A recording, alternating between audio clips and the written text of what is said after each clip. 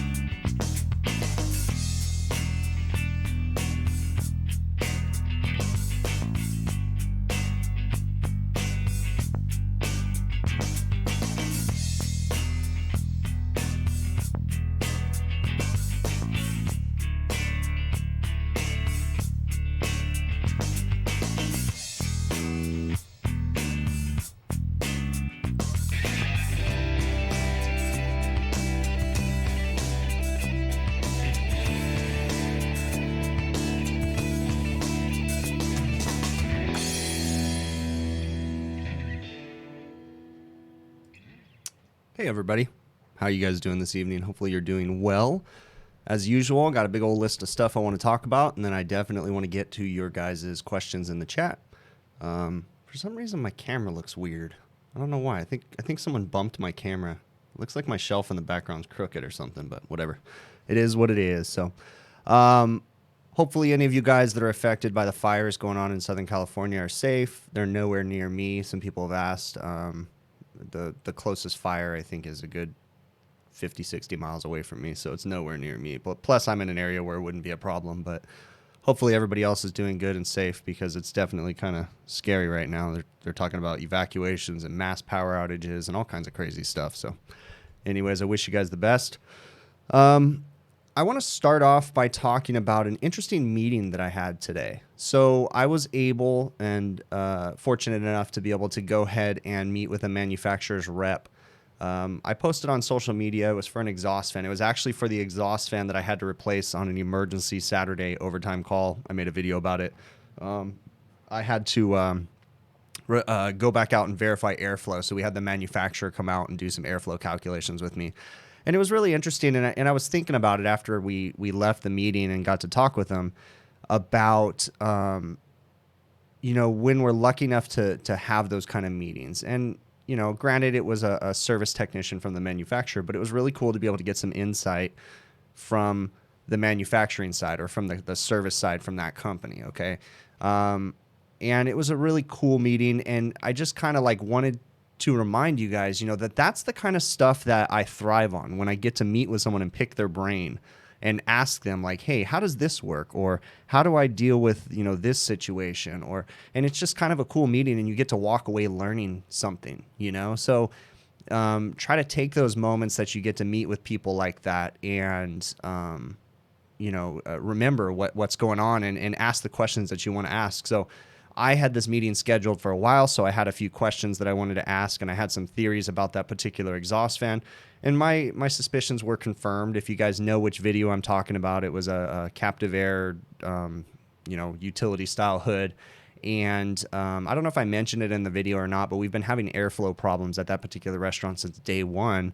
And, you know, my suspicions were that we had undersized ductwork. Basically, it was too long of a run, something like that. So, and my suspicions were confirmed. The exhaust fan is doing everything that it can. The hood is correct. It's what's in between. What's interesting is that particular exhaust fan, when I got there today, it's rated for 1 inch of total external static. And as it's sitting right now, I think it was running 2.5 inches of static or 2.38. I can't remember what it was, but it was over 2 inches of static is what it was running. So, you know, basically the fan is being bogged down by the ductwork, you know, and it's a very interesting, and it's a good feeling too, to be able to have your suspicions confirmed, because I don't have airflow measurement tools. So I can't measure, you know, the air across the hood or anything like that. I mean, it's just not something that I can justify making the purchase for, because those tools are very expensive. So they were able to come out and, you know, measure the flow coming through the hood and just confirm, like, yeah, you know, the fan's doing everything that it can. So anyways, the reason why I bring that up was it was a really cool meeting, and it was cool to be able to talk to a manufacturer's representative to, you know, pick their brain about problems and different things. And it was just a really cool meeting, and I got something from it, essentially. You know, I was able to walk away with some knowledge that I didn't have. And that's, you know, that's how I get the little bit of knowledge that I have is because I'm an inquisitive person, and I like to ask questions, you know, and I like to quiz people and ask them, like, hey, how does this work? How would you have done this? What would you have done differently?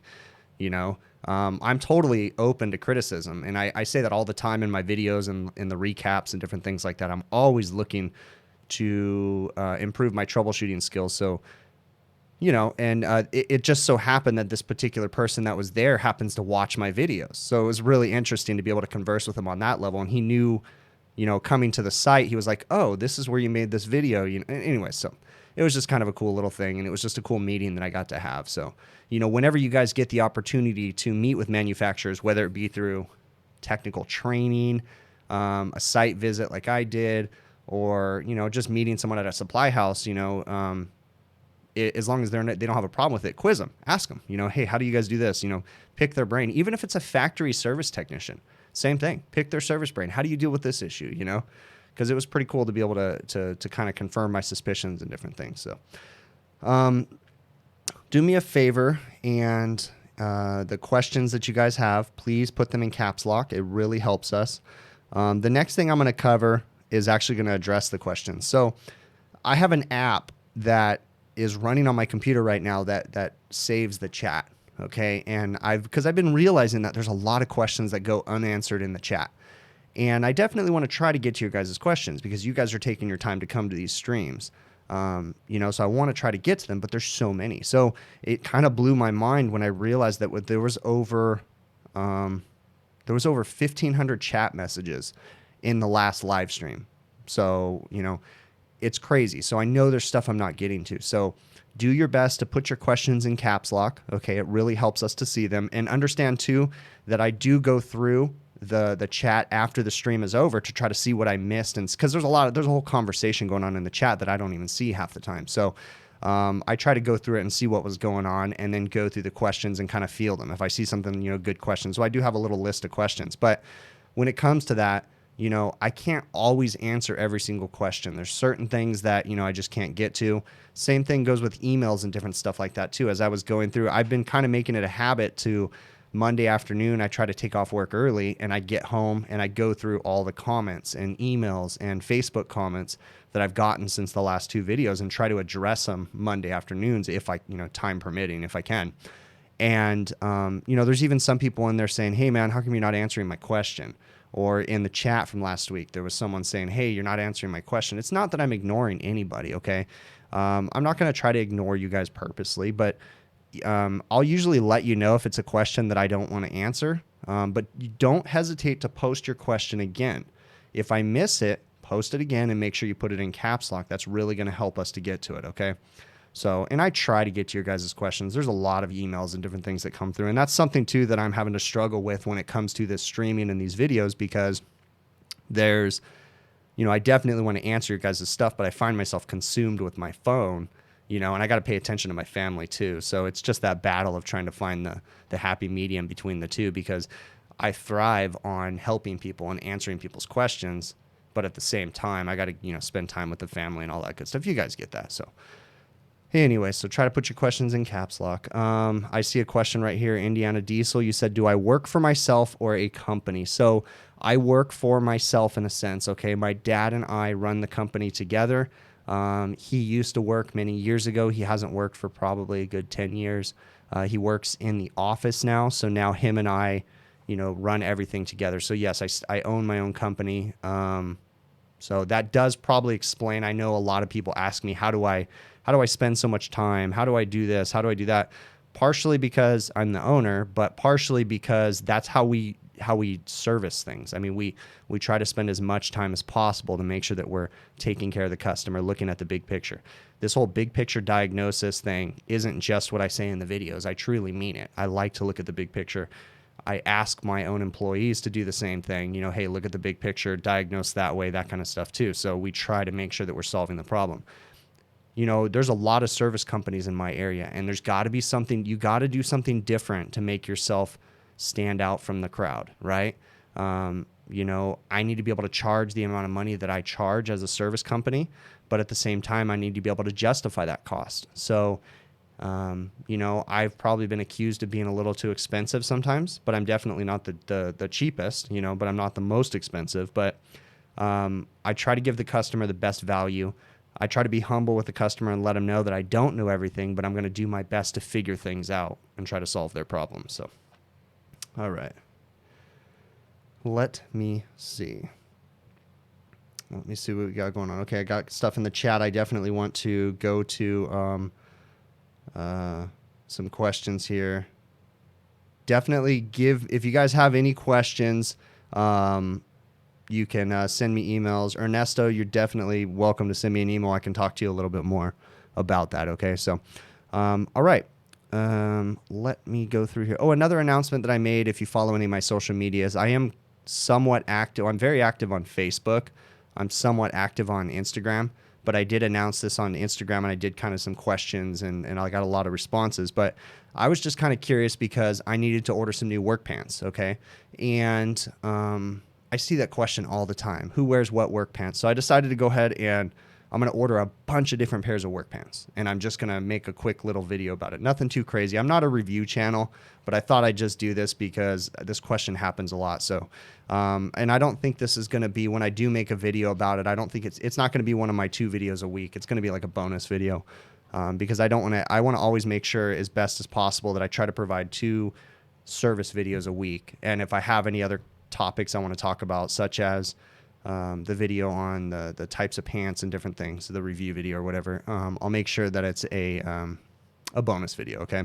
So another thing I want to point out too, when I do that video about the different types of pants that everybody wears and what I like, I basically just asked the question. I got a bunch of different responses, and then I went through with my criteria. So when it comes to the pants that I wear when I'm at work, I want them to be black. I want them to be flexible. I want them to be cargo pants, and I want them to be rip stop or tactical, whatever.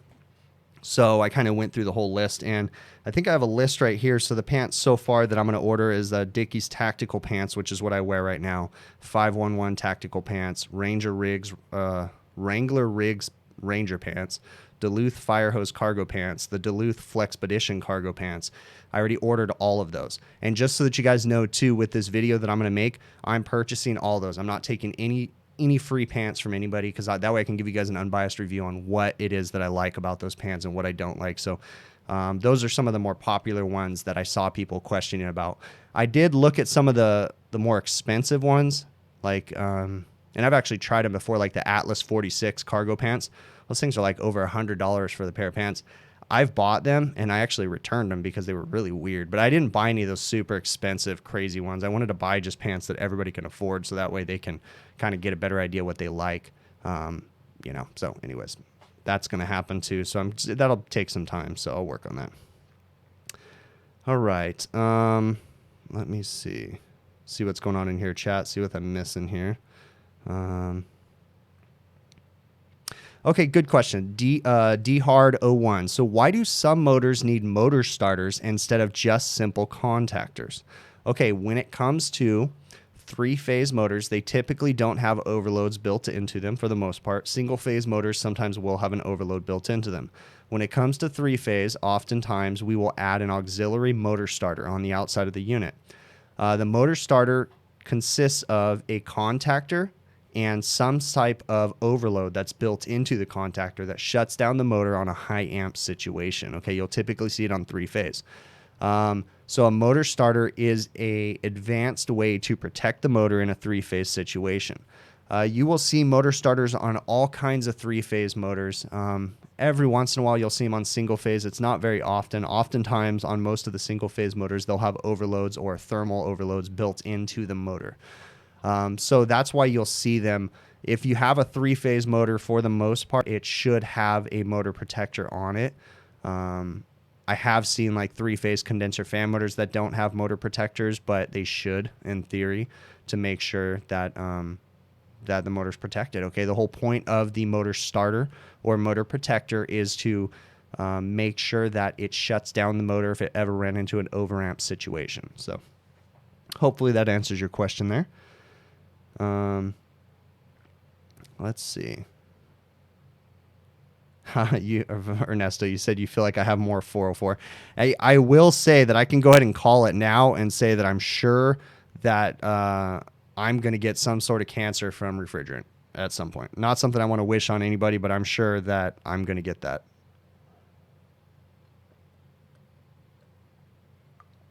All right. Let me see what else we got in here. All right, I'm going to go ahead and get to some more of my stuff on my list right here. Okay, so I had two videos. I had a walk-in freezer that wasn't working properly, and I had an ice machine video. Oh, Chad, thank you very much for the super chat. Wow, that's awesome, Chad. I really appreciate that, bud. So I'm blown away by that, dude. Thanks so much. Let's see. Okay, so let's cover the ice machine video that I did. I released it yesterday. It was a Hoshizaki ice machine, and it was a call from a couple weeks ago where I had a service call on a Hoshizaki ice machine that had, and this is an interesting one. So the customer called me saying the ice machine has been beeping for a couple weeks, and they have to reset it every morning. They only reset it once a day. So when I went out there, they had already reset the machine. So I walked up and was very weird, which I pointed out in the video. The machine was full of ice. So it was very peculiar. When I asked the customer, okay, how many times was it beeping? They said one time. Well, they misled me because it wasn't beeping one time. I went ahead and while I was on the service call, you guys can watch the video, I found that the unit was actually low on charge. I found some refrigerant leaks. And when I went to go make the repair, because I quoted it, I walked up to the machine. I was the first person to get to it, and it was beeping 3 times. So in those situations, it's a great learning point because you want to make sure that even though the customer tells you something, you're polite about it, but you got to diagnose it yourself. You can't go off of what the customer tells you because they can mislead you. In that situation, I spent about 25 minutes going down a path because they told me it was a single beep. I didn't want to ignore what they said, but I also didn't want to be, single-minded and only pay attention to that. So I was kind of going through a few things that I thought would cause a single beep on a Hoshizaki ice machine. A Hoshizaki ice machine has I'm going to pull up a screenshot right now. Let me pull this up right now, and I'm going to show you guys. If you open up a Hoshizaki ice machine, it actually has a little manual inside of it that tells you what the different beeps mean. Okay, so I'm going to go ahead and pull this up real quick and transition it over. So this is out of the Hoshizaki Tech Specs book, which is the book that basically tells you how to work on the Hoshizaki ice machines. And it tells you that a single beep is a high evaporator temperature right here.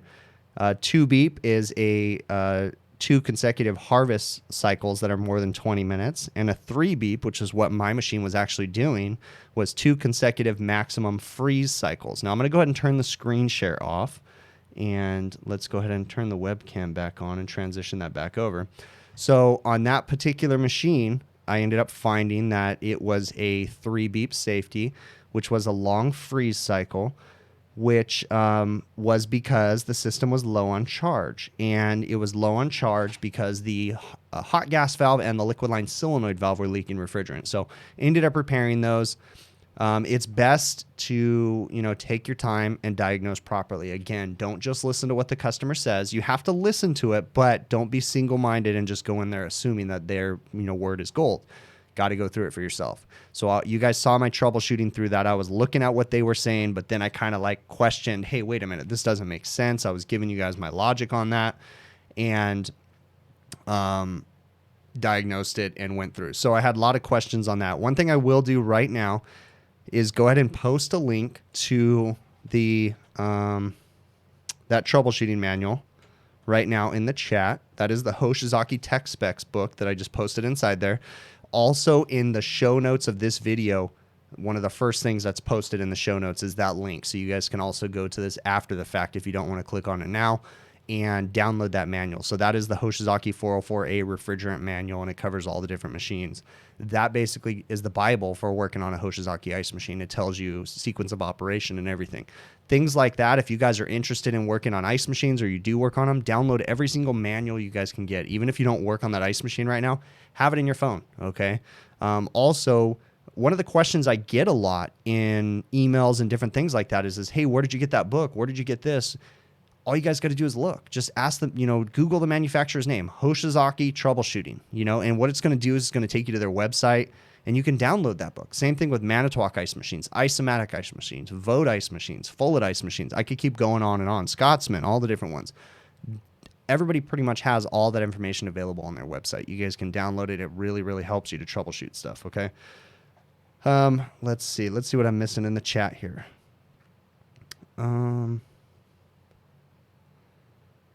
Let me see. What is better, scroll compressor or screw compressor? Well, they both have a total different use. Screw compressor you'll typically see on more big industrial stuff. Scroll compressor you'll see on large commercial to small commercial, and then you'll usually see reciprocating compressors on smaller light commercial stuff. So it really depends on what the application is. Each one's going to be better. I honestly have never worked with a screw compressor. Typically, I imagine you'd see those on chillers and big industrial processing equipment. I pretty much work with reciprocating compressors, rotary. I guess I might have worked with a rotary compressor once or twice on a mini split, and then scroll compressors is what I work with all the time. So, what would cause condensation on the ceiling of a walk-in freezer? Well, so what would cause condensation is heat and moisture coming into the box when it's cold inside. So what it's going to do when you open a door, leave a door open, you have moist outdoor air coming into the box. It's going to collect on the ceiling and then typically refreeze and then drip off when it's in a defrost. Another thing that can cause condensation is heat being added to the box while it's in operation. So if your defrost is running too long and your defrost fail-safe or the defrost termination is not working properly, that can also cause condensation. If your fan delay is not working properly, that can cause condensation. There's all kinds of issues. The main issue that you see condensation on a walk-in freezer is typically a door being left open. The second issue is going to be some sort of a defrost problem, whether it be a fan delay limit switch not working, a defrost termination limit switch not working, or the defrost being too long in general. Those are the main things that would cause condensation. Other things, warm air coming in the box, that could be caused by a door being left open or a door gasket that's bad. So hopefully that answers your question there, bud. Any questions that you guys need more information, definitely send me an email to hvacrvideos and at gmail.com, and I'll definitely try to get to them. What HVAC related books would I recommend for somebody in trade school? Currently on GW Modern Refrigeration plus Dick Wer's Commercial Refrigeration. Well, both of those books are pretty much the refrigeration Bibles. I would recommend the Dick Wer's Commercial Refrigeration is probably my number one book. But the Modern Refrigeration is definitely a good one too. So, let's see what else. Let me see. What should I do if there's a 220 volt three-phase motor that caught on fire? Well, obviously you need to figure out why it caught on fire in the first place. So we need to have, I don't know if you're a technician or not, but you need to have proper voltage going to the motor. You need to make sure that the motor's not running over the recommended amperage of the motor. And those are the two things that are probably going to be the first things I would check.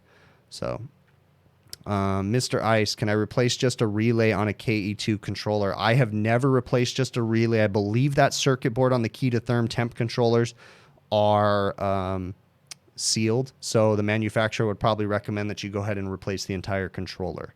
I'm sure that there's people out there that would try to replace just a relay, take the waterproof coating off the board, all that good stuff, but that's not my style. I would just replace the entire controller. So let's see what else we got going on here.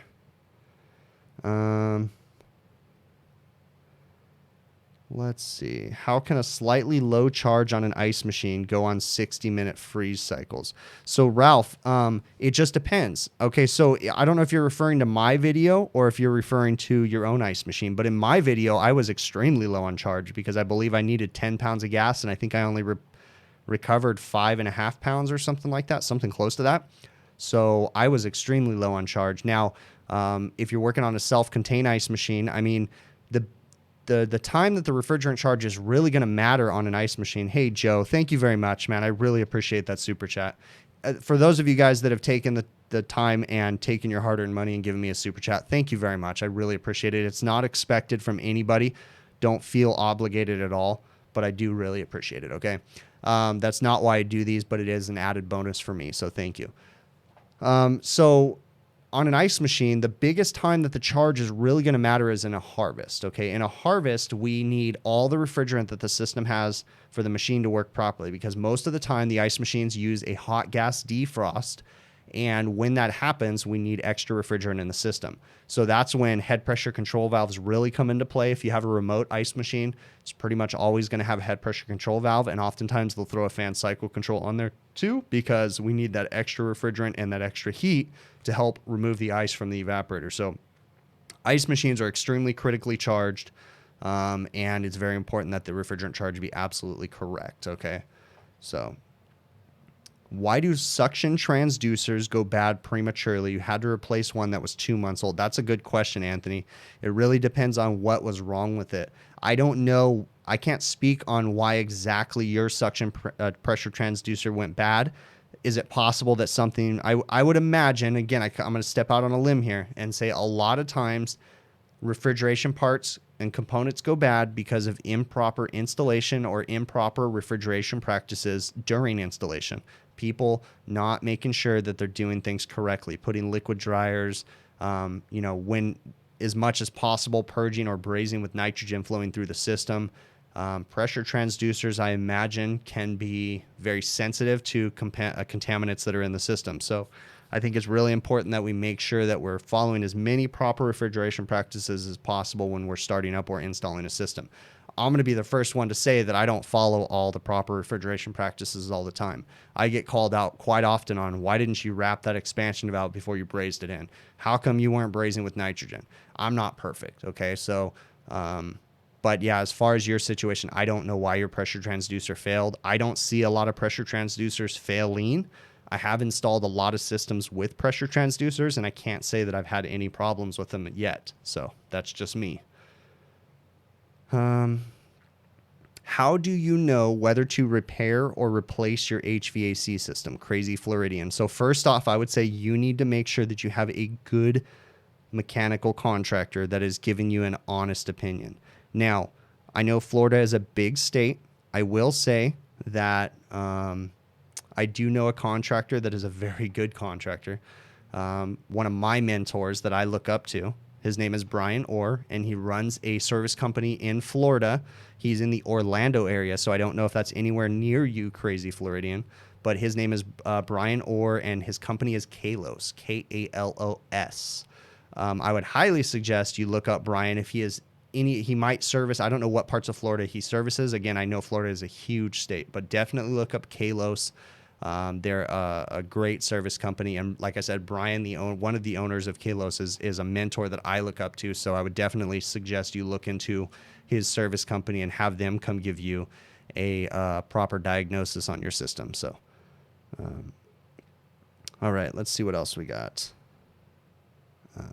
Make sure you guys try to put your questions in caps lock, okay? Did I talk about the captive air rep, about the poor design of the other exhaust fan?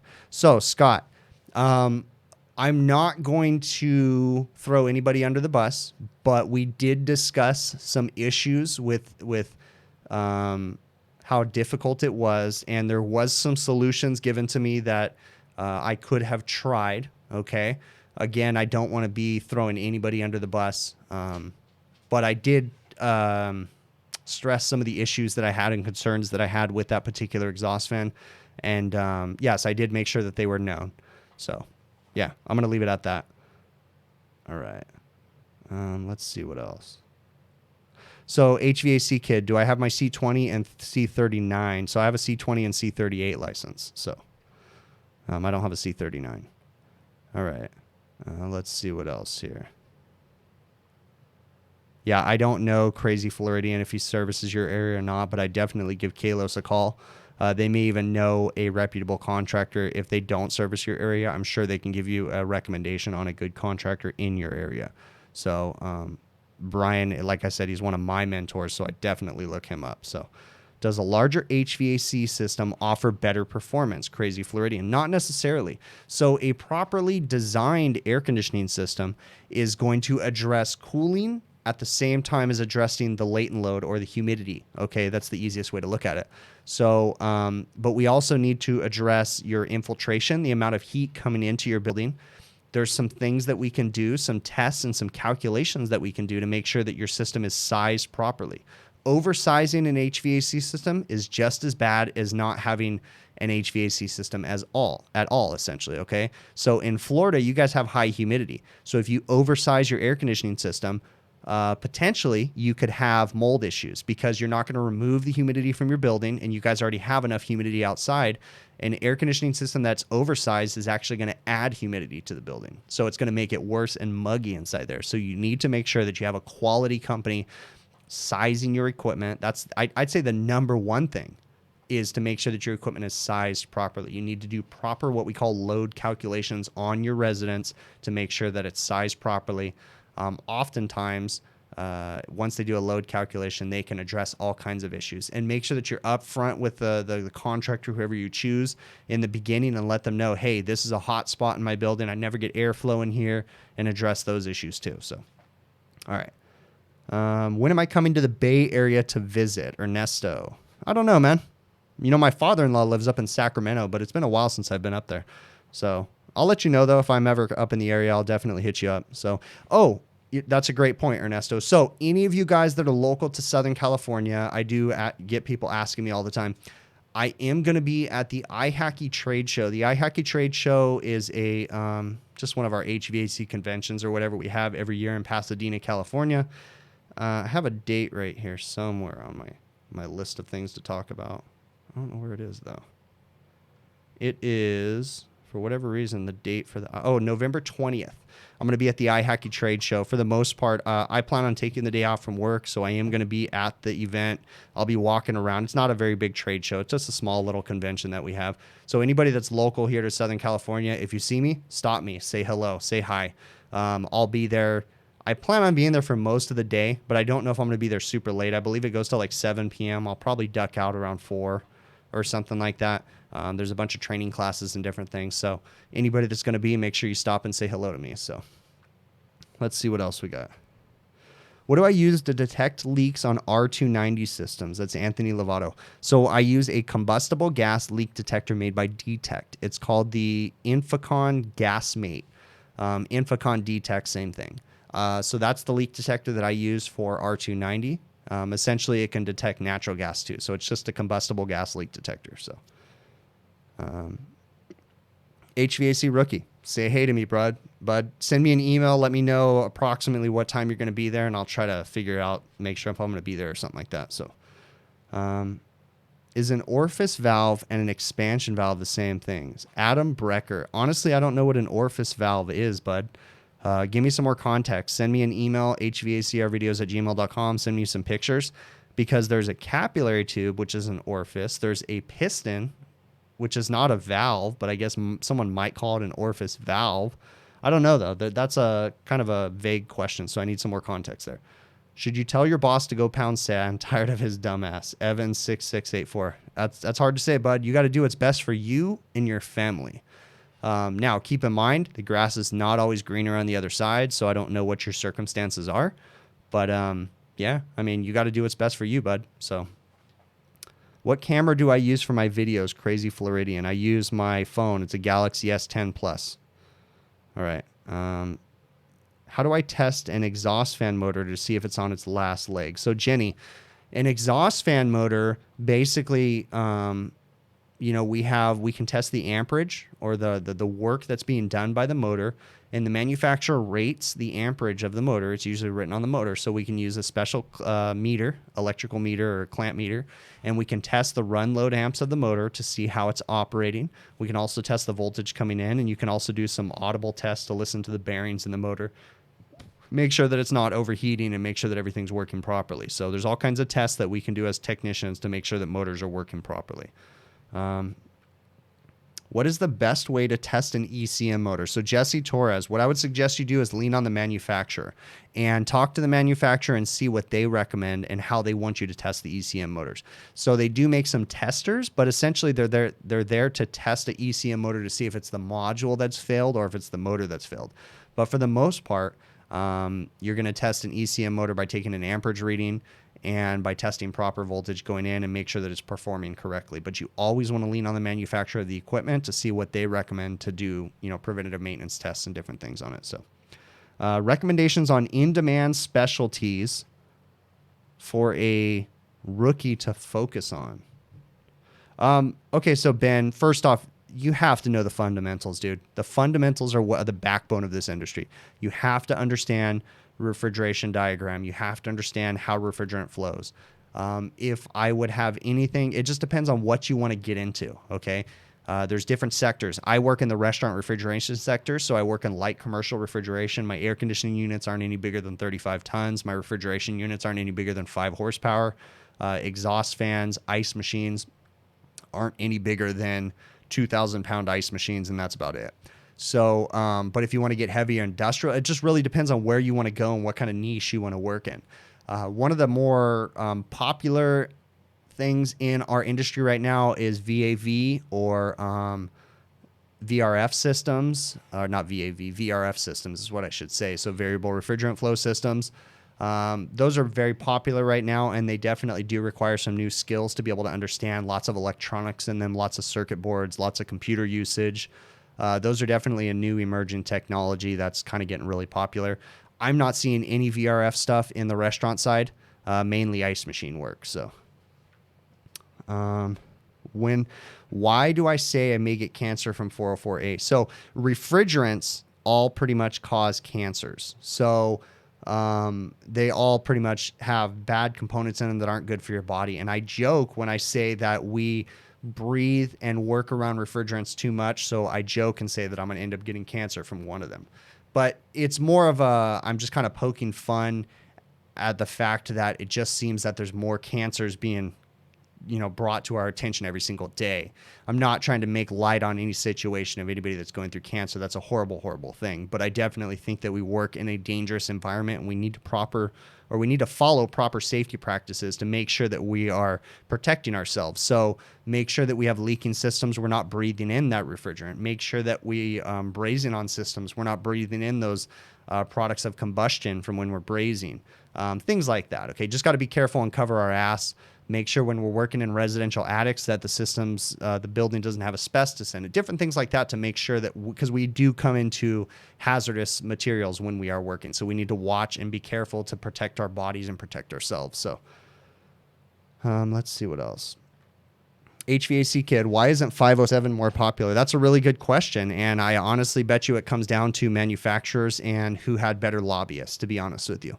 So, because 507 is pretty much almost dead on the same refrigerant as 404, same principles. I think there's just a little bit of a different mixture there, and it's probably different manufacturers. If I was stepping out a limb, I don't know that for a fact. So, yeah, that's funny, Ernesto.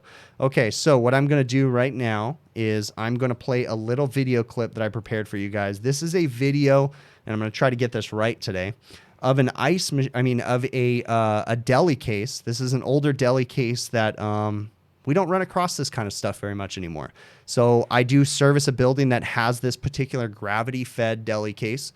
So there's no fan motors inside of it. It was definitely an interesting situation. This particular one, I'll post the clip right now and then let you guys take a look at it. Let me go ahead and screen share. Let's see if I can do this real quick, if I can do this properly. And I'll definitely make sure to try to turn the volume up this time and make sure that I properly share this so that way you guys can hear it. So I'm working on a really old school deli case today. I'll show you some video of the case downstairs in a minute. It's kind of hard to get video because, you know, I don't want to freak out the customer, but so far their complaint is that in the morning it'll temp at 40, but then in the afternoon it falls off the map 50, 55 degrees. So I had changed the compressor on this last year, converted it to 134A. It was an R12 system. I noticed when I come up here, sight glass is flashing pretty good. It's not violent, but it's flashing. And then we definitely got a fan motor not spinning here. Whether or not it's bad, I don't know yet. Yeah, we got a bad condensed fan motor too. And then we got oil everywhere on that discharge line. So we'll see what we can get into. So today we've got a complaint of a Sanyo gravity case that's got ice buildup inside of it. It kind of just to me looks like it's been getting too cold. But they have said that they're not freezing their food, so I'm just getting it opened up so I can defrost it, get down here to the thermostat so I can check the thermostat setting. Here's a little trick for getting these this style of fan blade off. It has a 1/4 inch square end on it. You got to get a crescent wrench and it's kind of tight, so I'll get a long 1/4 inch extension for my socket set, and then I have these little handy tools that you can put bits in one side, and you can really get on here and torque down on the end with channel locks. So it helps you to get in there when you have really tight situations. See, and this thing has a 1/4 inch end and it's on backwards. So. Okay, so I've got the unit charged up. I actually had to back off on the refrigerant charge a little bit. I'm gonna have to come back. The customer already loaded up the deli case, and I'm getting pretty low superheat at the compressor, which means that I've probably got a flooding valve downstairs. So we'll have to come back and dial into that. All right, so that particular case, I actually put 2 different clips inside that thing, and I know I popped on my chat while I was doing that, but I actually have 2 different clips in there, and that was 2 different visits, but I just kind of threw them together with the little clip of the case to show you guys what it looked like. So the second time that I went out, which was a couple months later, the case had a plugged up drain, and that's what caused it to ice up. So I want to make sure that people understand when you're working on gravity cases like that, and the reason why I call it a gravity case is because it's working off of the principle of there's no fan motors inside of it. So heat's going to rise, cold air is going to fall. So we call that a gravity case. Hold on.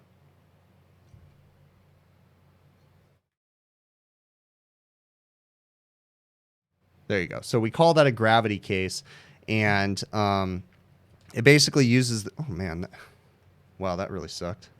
I'm gonna cut my hand right now. It uses the concept of the well, that really sucked.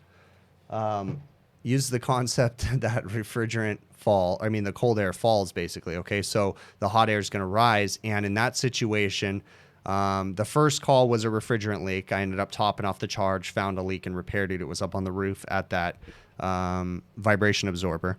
And the second time that I went out, they called me because it was all iced up because the drain was plugged up. So they don't really do a preventative maintenance at that particular customer. So those are the kind of issues that we run into. But we still do run into some of that old stuff. When you're working on a case like that, I don't work on those very often, honestly. That's the only one of those I've ever worked on. That's a gravity case. That's the second one I've worked on. So in that situation, I'm going to utilize asking the Google. Okay, when I have questions, hey, what kind of superheat should we run on a static or a gravity case? Okay, and I'm going to Google it, and I'm going to find probably an article on the HVAC Talk message board, which is a great resource for us technicians, and we'll be able to ask questions to other service techs. And hey, this is what you need to do. You know, it's very important that if you're ever going to top off the charge on one of those cases, that you make sure that the system is completely free of any ice or any frost. They typically are going to run a lot lower superheat than what you expect them to run, and they're typically going to run a flooded evaporator. So very common to run into those. You got to make sure you ask the right questions and make sure that everything is What the hell? Yeah.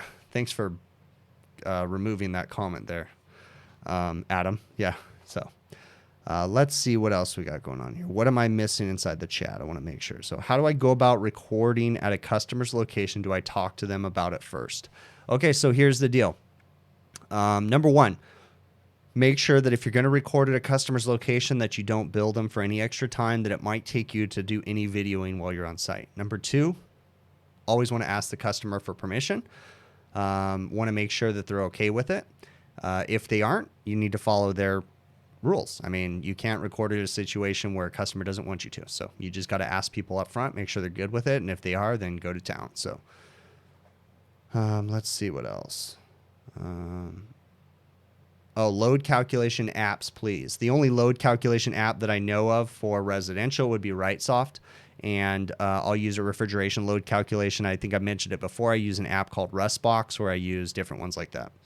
Rustbox, I think, is the one that I use for refrigeration. So, all right. Should the externally equalizer be placed before or after the bulb? That's an interesting question. And you're going to want to lean on the manufacturer. Talk to Sporlan about that because I've actually heard both ways.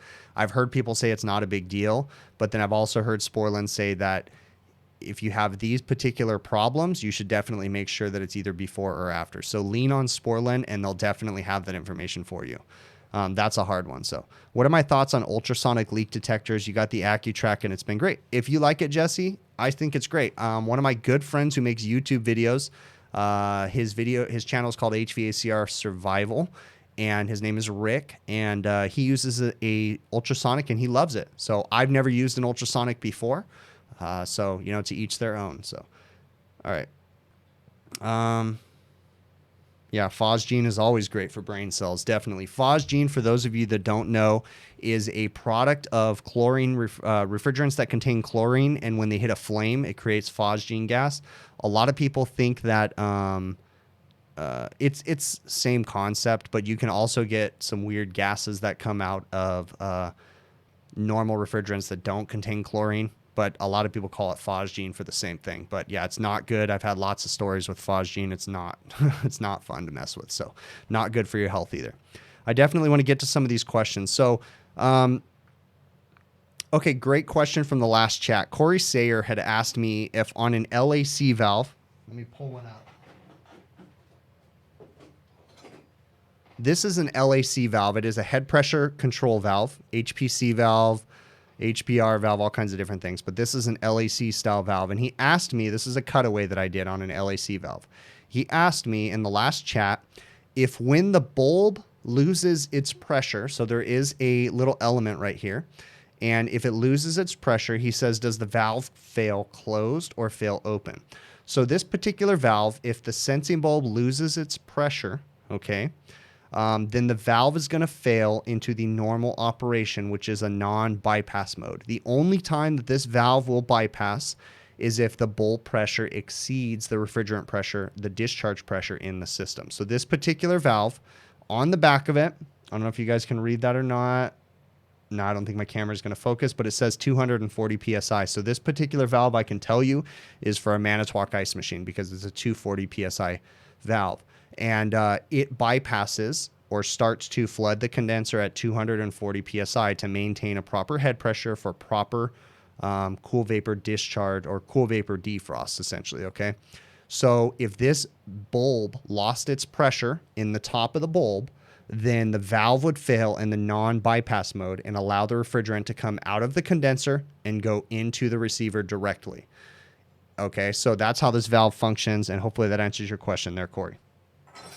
Jenny, you had asked in the last stream if I would go on any roof and or will I refuse to go on a roof due to safety. Yes, my safety is the #1 priority. I don't care how busy the customer is. I don't care how important their piece of equipment is to work on. If I don't feel safe, then I don't do the work. Okay, my safety is my #1 priority. I need to go home to my family at nighttime. Doesn't matter what is going on with the customer. Doesn't matter how important, doesn't matter how much money they want to pay. My safety is my #1 concern, period. Okay. All right. Broderick asked me, when is it important to use a P-trap on an air conditioning unit? Okay. So this is an interesting question. Number one, you need to lean on the manufacturer. You need to talk to the manufacturer of that particular equipment. You need to ask them what they recommend. I will tell you that we need a P-trap on an air conditioning system when the drain is on the negative air pressure side of the system, okay? If you have a negative air pressure, then theoretically we could pull the air through the drain and not allow the system to drain properly. Now, the reason why I say lean on the manufacturer, Carrier is one of them. They oftentimes will have an internal P-trap. Same thing with Root or Rudd. They will have an internal P-trap on some of their units, not all of their units. So you need to know the equipment that you're working on, and you need to know how to identify properly a internal P-trap to make sure that you know what's going on, okay? So hopefully that answers your question there, Broderick. Broderick, you also asked me a question about what would happen if a makeup air stopped working on a building, okay? So a makeup air is there to balance out the building, all right? I'm going to give you guys a little example. I've given this before. If you take a paper bag and you put it over your mouth and you suck while holding the bag against your mouth right here, the bag is going to collapse into, nothing essentially, okay? But if you cut a hole in the bottom of the bag, the proper size, when you suck into the bag, the air is going to flow right through the bag and it's not going to collapse. That's an analogy that we use to describe building balance. If we have a restaurant that has exhaust fans running on the building, we can't just put an exhaust fan in there and suck the dirty air out of the building. We have to put makeup air into the building to make up for what the exhaust fans are sucking out. Think of the paper bag. If we don't have the hole in the bottom of the bag, when we suck on it, it collapses around and, no airflow comes into the bag, right? But if we cut the hole in the bottom, which becomes your makeup air, and we pull it through, then the bag or the building is balanced properly. So if we turn off a makeup air unit to a building, or if a makeup air unit is not working, the building is no longer going to be balanced if it's requiring that makeup air to be balanced, basically, okay? So the makeup air is critical to the operation of the exhaust system for that building. Another thing that's very important is oftentimes on restaurants, we will have direct fired makeup air units. So that means that we have heating that tempers the outdoor air. So not so much here in California. In some of the mountain communities, I have one of them. But in the Midwest and back east, they have direct fired makeup air units that temper the outside air. It's not there to heat the building, but it's there to make that negative 20 degree outdoor air not feel like negative 20 when it's bringing that makeup air into the building. So if a makeup air is not working, then your exhaust fans are still pulling. Every time, if you had a makeup air that wasn't working and you had exhaust fans running in the building, whenever you would open an exterior door, all of a sudden that would become your makeup air and it would depressurize the building and pull the outside air into the building, okay? So if you have a makeup air unit that's not working and you have exhaust fans that are working and all the building doors are shut, then it's creating a big negative air pressure and it'll be difficult to open the outside doors into the building also. So hopefully that answers your question there. So 4 Liter Powered had asked me a question last week on the stream too, and this also goes with the makeup air. He said, what would cause a negative air balance on a residential system? Okay, and that's a really good question. It's a really easy answer. Air leaks, duct leakage, basically. Okay, so if you have a residential air conditioning unit, okay, the way an air conditioning unit works is it takes the indoor air and it recirculates it across a heating or across a cooling coil or across a heat exchanger or some sort of a furnace or anything, right? And it recirculates that air into the building. So we have a return that pulls the air in, and then it blows it out your vents and then comes back into a return and blows it out. Well, let's say that you had air leakage in your ductwork. The ductwork is usually located in an attic, in a basement, in an unconditioned space. If you had air leakage, then you would be pulling the air into the unit, but then blowing it into the unconditioned area that doesn't typically lead into your house or your home. So if you were doing that, what you would do is you would create a negative air pressure on your home. So then you would have a negative air balance basically on your home. So there's all kinds of different methods, but it's an air balance issue. Most of the time it's going to be pretty much 99% of the time, it's going to be duct leakage on the supply side. So you're still pulling return air in, but you're blowing it into the attic. So therefore your building becomes negative. So hopefully that answers your question there too, 4 Liter Powered. So, all right, let's see what else I got in the chat here. And I definitely want to get to it. Okay, so Primetime, does anybody know at what size ice machines have remote condensers, 1,000 pound ice production? I don't know what you mean by that, Primetime. Give me some more context to that one, and I'll definitely try to answer that. So I'm trying to analyze your question here, and I don't quite get the question you're asking me. If I can't get to it, Primetime, send me an email at hvacrvideos@gmail.com. Have I ever worked on any of the Indigo Next 410A units? No, I have not worked on any 410A ice machines yet. All of my Indigo Quiet Cube machines, that's the #1 ice machine I work on in restaurants right now, is the Manitowoc Indigo Quiet Cube. They're still 404A. So, let me see what else we got in here. I'm sure there's plenty of questions I'm missing here, guys. So, Adam Brecker, you asked me, how much moisture can a receiver dryer take? First off, receiver dryer, that's not really a term. So we have a liquid line filter dryer, and how much moisture can it take? It really depends on the size. So we have there's all kinds of different sizes. There's 2 cubic inch, 4 cubic inch, 6 cubic inch, 8 cubic inch, 16 cubic inch, 32 cubic inch. It really depends on the size of the desiccant media that's in the dryer. I'm going to pull up an example because I have one right behind me.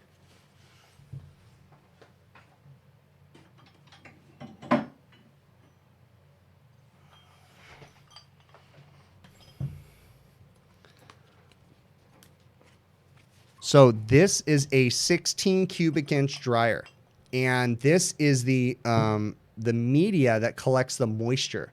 This has been exposed to air, so it probably doesn't have any moisture capturing capabilities very much anymore. But basically, the refrigerant passes through this, and if there's any moisture in the refrigerant, the theory is that it's going to get caught inside this media right here. This is called desiccant. I believe that's the correct way to say it. So that in itself collects moisture. So depending on the different sizes. So like I said, this is a 16 cubic inch dryer that I cut open. So there's all different sizes. And you know, depending on the amount of moisture that's in your system is what the dryer can capture. What I would highly suggest is pulling a proper vacuum on the system to get any airs, any non-condensables out of the system. But in theory, the only thing that really removes moisture from the system, because moisture gets trapped in oil, is your dryer. So there's nothing wrong with putting a bigger dryer on the system. Just understand that if you oversize the dryer, you got to compensate in the refrigerant charge, okay? So oftentimes on our bigger systems, you know, we've got a receiver, we have plenty of refrigerant, we can put a 16 cubic inch dryer on a system. If I had a lot of moisture, some kind of weird contamination issue, I might go with a, 32 cubic inch or whatever, different size dryer, okay? So you can always put a bigger dryer, but you just have to know that you need to compensate for the bigger dryer with the proper refrigerant charge. You may need to add extra refrigerant to the system. So hopefully that answers your question for you, bud. Okay, so Anthony Lovato, during a harvest on ice machines, what other forms of defrost can be used besides hot gas? So I'm thinking off the top of my head right now, bud. Really, I only know of hot gas defrost. I'm sure there's probably one out there that I don't know of, but all the ice machines that I work on use some sort of hot gas. Now, Manitowoc happens to use a cool vapor defrost. They call it their CVD condensing units or their quiet cube units. Essentially, it uses what they call cool vapor off the top of the receiver. It's not essentially hot gas on their remote units, but they also have machines that use hot gas defrost too. Hot gas defrost can be a little bit more harsh on the system, cause all kinds of expansion and contraction issues, and cause refrigerant leaks and different things too. But yeah, I can't think of an ice machine that's good. Well, no. I take that back. A flaker ice machine. So a Hoshizaki flaker ice machine is going to use an auger that forces the ice. It scrapes the wall of a cylinder and forces the ice up using a corkscrew method to the top, and then pushes it through a nozzle and creates like a nugget style ice machine. And the same thing with like a fullet nugget style ice machine too. So Hoshizaki has a flaker and a nugget. Those ones typically don't use a hot gas to defrost the ice. They use a corkscrew that scrapes the wall of an evaporator and pushes the ice up through an exit basically. So those are the instances where they wouldn't, and they just use a mechanical action to push the ice off. But yeah, pretty much all the other ice machines that I can think of use some sort of a hot gas defrost or a cool vapor defrost. So hopefully that answers your question for you, bud. All right, let's see what else. During harvest, okay, so I answered that question.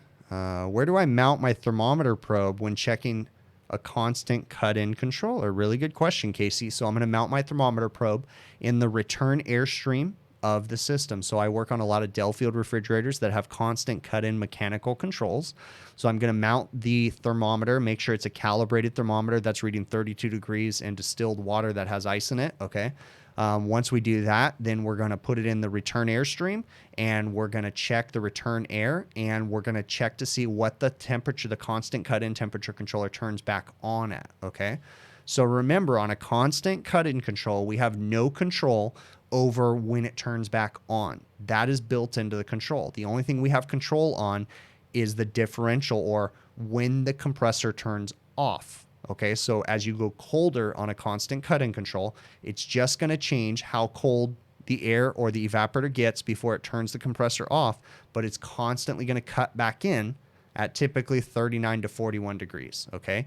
So constant cut-in controls are typically self-defrosting, and more for the most part do not require any sort of defrost, because the control itself is making sure that the evaporator temperature is above freezing before it turns the box back on, okay?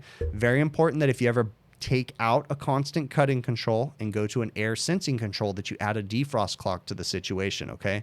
Typically, I like to go back with OEM manufacturer's parts. So if it's a true reach-in or a Delfield reach-in that has a constant cut-in control, I like to put the manufactured part back in. But I'm not saying I've never gone in after the fact. If it's out of warranty, I've done it before, where I go in with like a Ketatherm Temp Plus defrost controller that has defrost built in, or I've put in like a Ronco ETC thermostat and then added a defrost clock also. Okay, so keep that in mind. Hopefully that answers your question for you, bud. Yes, it is HVAC Rookie. The movie is The Replacements. So yeah, right on, man. I like that movie. I'm not a sports fan, but I've always liked The Replacements movie. So, HVAC Kid, Isaiah, what is my preferred refrigerant for AC refrigeration other than 404 and R22? What is my preferred refrigerant for AC and refrigeration other than 404 and R22? 404 and 22, bud. I mean 410A. I'm all about doing what comes in the system. So lately in Southern California, we're not allowed to use 404A refrigerant on new installations anymore. So I've been using R448A. Okay, but I'm doing proper retrofits. I'm not doing any of these funny, different, weird retrofits. Okay. One thing I'm going to do, I'm going to take this perfect time right here to post my buddy's email address. So this is Ralph from Honeywell Refrigerants. I'm going to post his email in the chat right now. He's always in here. He's always helping us out. Ralph works for Honeywell Refrigerants, and he can answer any of your guys' questions about retrofit refrigerants. He's a really cool dude and always willing to help out. So send Ralph an email. If you guys don't get the email out of the chat, which I just posted in there, feel free to send me an email and I'll forward your information to Ralph too. So, what is the purpose of a head pressure control valve? Great question. I'm going to tell you guys right now. Hold on.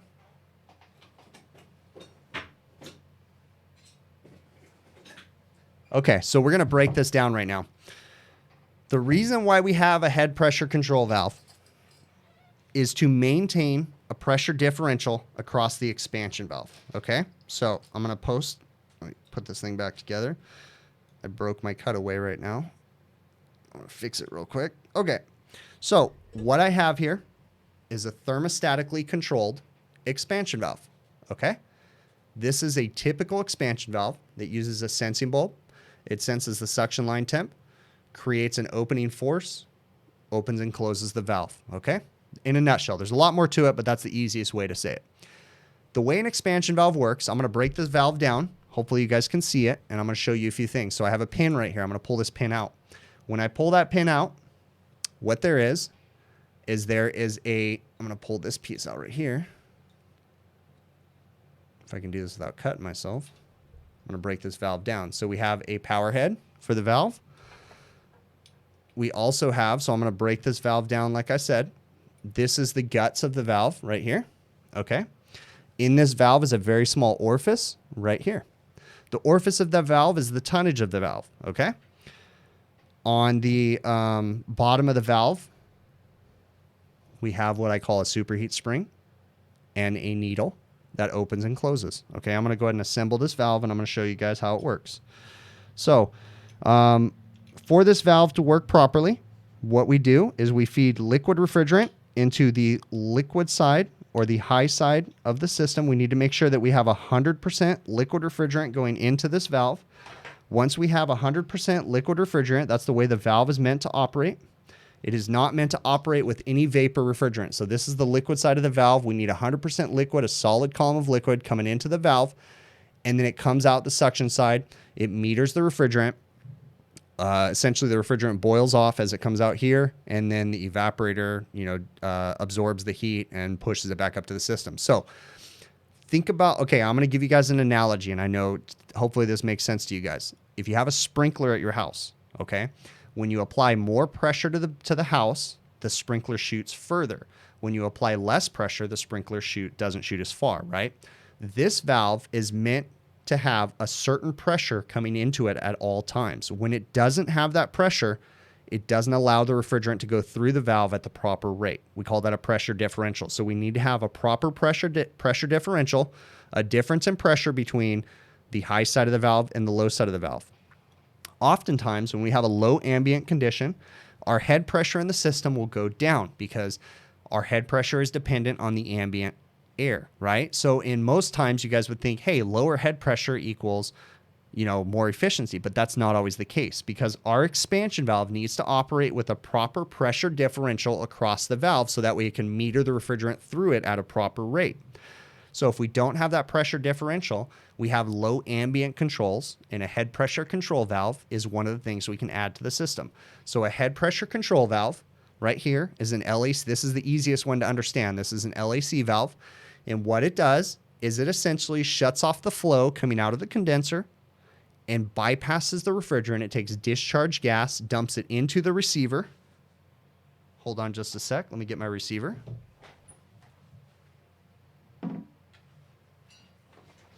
It dumps it into the receiver as a vapor, but the concept is that if we have a head pressure control valve, that we're always going to have a liquid seal or a certain amount of liquid refrigerant in that receiver. So if we dump vapor on top of the receiver, it's just going to push the liquid refrigerant out of the receiver, increase the head pressure when we bypass the condenser, and maintain a proper pressure differential across this expansion valve.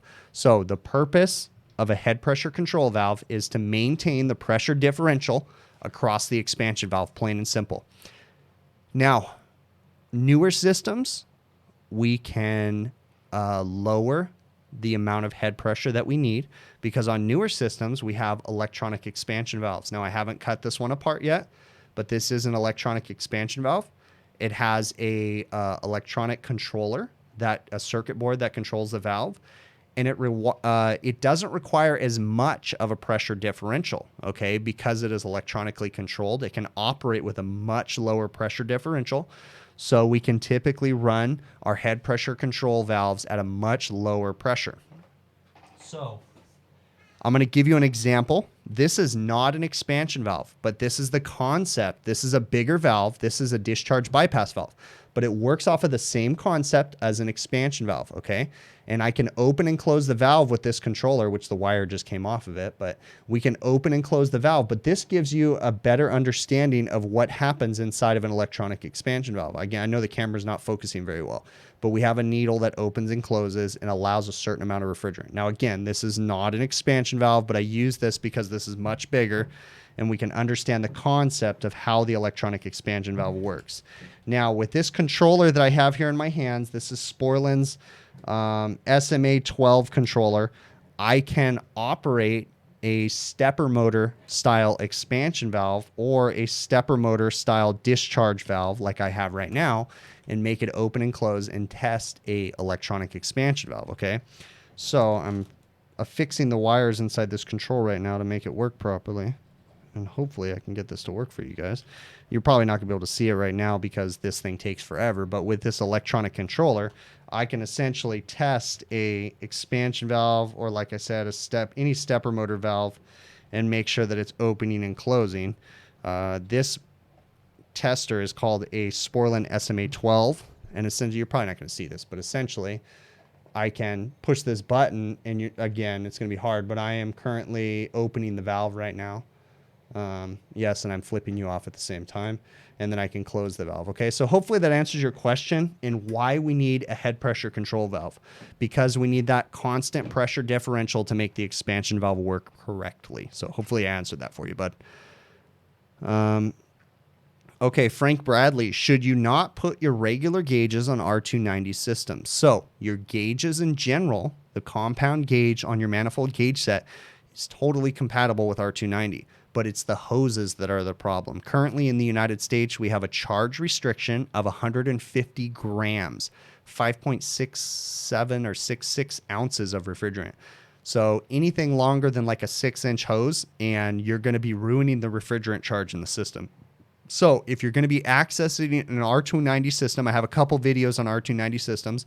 I'd highly suggest that you use a stubby gauge, which I used to have a link in the show notes, but I don't anymore. But if you go to any of my R290 videos, just search R290 refrigerant or something like that on YouTube, and you should come up on my videos. But I use a stubby gauge, which is a compound gauge with a little a little tiny connector that hooks up to the refrigerant flow. And yeah, that's what you should use. So it's not so much the gauge, but it's the hose. The hose length is what's going to ruin the refrigerant charge. So hopefully that answers that question. I know I've been ranting and going off on a tangent, so I'm sure there's questions that I missed. Feel free to post them in the chat again. Send me an email to hvacrvideos@gmail.com, anything, okay? Let's see what else we got. Amon Tech, what is the minimum pressure differential a TXV needs to operate? That would be a question you need to lean on the manufacturer, because I don't know what that number is. So I just know that typically we want to maintain about a 100-degree condensing temp at a minimum. So what is your favorite and least favorite type of refrigerant equipment to service, and why? Storm Donald Huffman. My least favorite would be water-sourced heat pumps located in hospitals, not a brand specific, but just water-source heat pumps in general, because typically they're installed in the crappiest locations. A lot of times, I used to do a hospital, and we used to have a lot of water-source heat pumps, and they were never thinking of the service technicians when they installed them. Water-source heat pumps are usually installed in the horrible locations, so I do not like working on water source heat pumps or water sourced condensing units or anything like that in general, because a lot of times they don't think of the service technician and they're put in really crappy situations. So there is water sourced refrigeration equipment too that uses water as the condensing media or method. And usually we have water fouling issues and all kinds of things. So water cooled equipment is typically my least favorite equipment to work on. As far as my favorite equipment to work on right now, I've really been digging a lot of Linux package units. And again, it's not because Linux package units are superior to anybody else. It's just that I work on a lot of Linux package units and I become very familiar with them and I start to really like them. So hopefully that answers your question there. Okay, so let me see. I got a couple other questions that I want to get to. Jason had asked me in an email, he said, how important is it to have a certification from a school versus on-the-job training? And Jason is currently going through an HVAC education program at a community college. And what he finds is that the teacher literally just reads out of a book and has no motivation, in his words, to teach them. Okay. So in that situation, I would say that in your best bet is to find a new teacher. If you can. I know that's not always practical. Some HVAC service companies are willing to train. Me, as a business owner, I prefer to have a technician that at least went through HVAC school. Now, it's not so much that I need him to have a great education, but I more or less need to know that he's committed to working for me. More times than not, I have started with apprentices and they don't work out for whatever reason. And I end up wasting a lot of time training an apprentice, losing money as a business owner. Again, it's part of the deal. But then to find out that either they don't like this trade, they don't like the work, they don't like whatever. And so if I have an apprentice, it makes me feel better as a contractor to know that an apprentice took the time, his hard-earned time, to go through a trade school or community college and decided that this is something that he wants to do. So it shows me, just some drive that he actually wants to learn. Now, I've also hired apprentices that have finished school and they didn't work out. So I'm not saying that's every apprentice, and I'm not saying that's a deal breaker. I'm looking for drive, and I'm looking for a technician who has heart. That's the two biggest things, and technical skills. And I can, for the most part, train him. If I have a mechanically inclined technician that has heart and is willing to put in the time, I can, for the most part, train him. It really depends on the company that you're going to go work for and how they want you to be trained. Okay. But I will say right now, we are hurting for technicians so bad that a lot of companies will hire almost anybody. But remember, interview the company just as much as they're interviewing you. Don't be a dick about it, but interview them. Ask them, what are they looking for? What are they going to politely ask them? Don't ask this in the wrong way, but what are they going to do for you? How are they going to help you to grow? What are the goals they want you to get to? And then you provide them the goals that you want to get to too, and be upfront and honest with them. Okay. So there is a possibility of not going to trade school. I do understand that there's a lot of teachers, probably more teachers than not, that don't have a lot of heart and or are washed up teachers.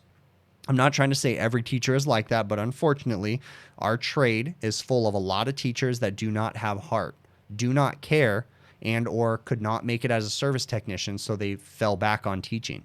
Okay. Again, there's a lot of good teachers out there too, but there's a lot of bad teachers. So unfortunately, they give you guys a black eye. So hopefully that answers your question for you, bud. Let's see what else we got. What is the purpose of an economizer? Cody Morris. So an economizer can be an air side or a water side economizer. It's essentially there to save energy. An economizer is there to use what we call free cooling. So let's use an air side economizer as the easiest example. So let's say we have a restaurant that is operating here in Southern California in the fall when it is 60 degrees outside, and the restaurant is full of customers. Each one of those customers is off-gassing or off-putting about 100 degrees in body temperature, okay? We've got a building that's full of 300 customers. You've got a lot of heat being generated by those customers. We're bringing up the building temperature. On top of that, we're bringing in cooking equipment and different things, adding to the heat load of the building, okay? So we require air conditioning. We have to turn on the air conditioner to the building.